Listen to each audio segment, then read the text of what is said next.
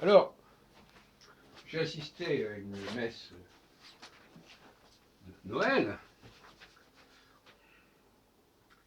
et j'ai retrouvé, on nous a donné des papiers et je m'arrêterai sur l'évangile de Luc, au chapitre 2, versets 1-14. En ce jour-là, paraît un édit de l'empereur Auguste, ordonnant de recenser toute la terre.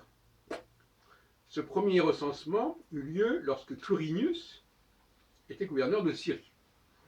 Et la Syrie englobait la Palestine, déjà. Et chacun allait se faire inscrire dans sa ville d'origine. Joseph, lui aussi, quitta la ville de Nazareth, en Galilée, pour monter en Judée, à la ville de David, appelée Bethléem, car il était de la maison et de la descendance de David. Il venait se faire inscrire avec Marie, son épouse, qui était enceinte. Alors, pendant qu'ils étaient là, arrivèrent les jours où Marie devait enfanter. Elle mit au monde son fils premier-né, etc.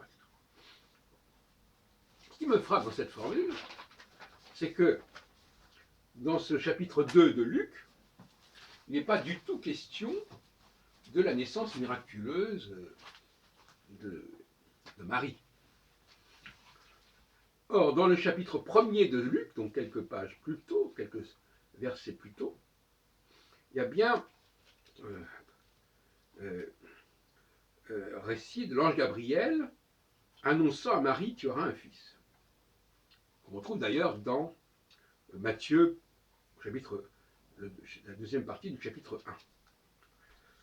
Donc, ce passage du chapitre 1 de Luc est assez étonnant, hein, parce que, je me rapproche de la lumière, très bien. Voilà. Donc, qu'est-ce qu'il dit ?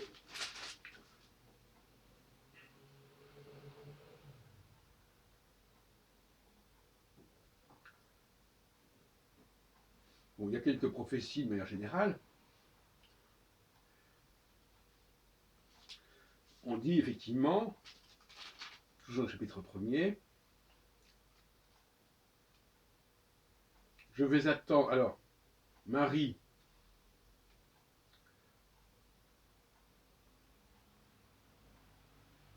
on reçoit l'ange qui lui dit tu vas attendre un enfant, tu mettras au monde un fils, et tu l'appelleras Jésus. Personne ne sera aussi important que lui. On l'appellera fils du Très-Haut, le Seigneur.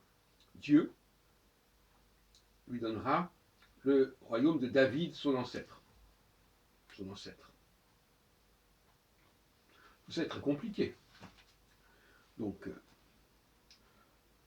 Jésus a pour ancêtre David, mais en même temps, s'il n'est pas né de Joseph qui est descendant de David, on ne voit pas très bien en quoi c'est son ancêtre. Alors certains disent, ah non, c'est par Marie que Jésus est descendant de David.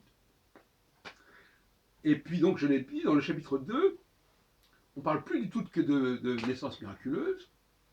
On dit simplement que Joseph, il descend avec son épouse, voilà, il va s'inscrire à Bethléem, ville de David, etc. Et puis son fils, il naît à cette occasion, puisqu'il fallait d'urgence descendre. Donc là, il y a un certain malaise pour l'exégète. Qu'est-ce que ça veut dire tout ça ?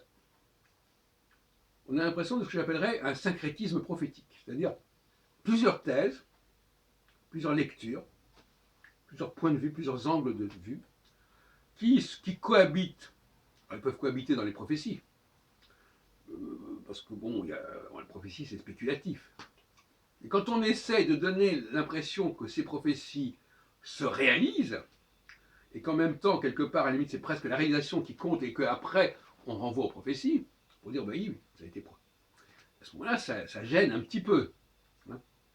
Voilà, donc voilà ce que je voulais vous dire. C'est quelque chose d'assez gênant dans cette diversité qui peut être concevable dans l'attente. Quand on attend quelque chose, on peut envisager plusieurs hypothèses, mais quand on passe à la réalisation, on ne peut pas mettre toutes les hypothèses en parallèle, on ne peut pas toutes les utiliser, on ne peut pas toutes les faire converger. C'est là un des grands défauts méthodologiques, épistémologiques des évangiles, c'est que visiblement, elles embrassent plusieurs approches, et au lieu de choisir entre elles, elles laissent entendre que ces approches cohabitent dans la réalité, et non pas seulement dans le domaine virtuel. Ça, c'est vacheux.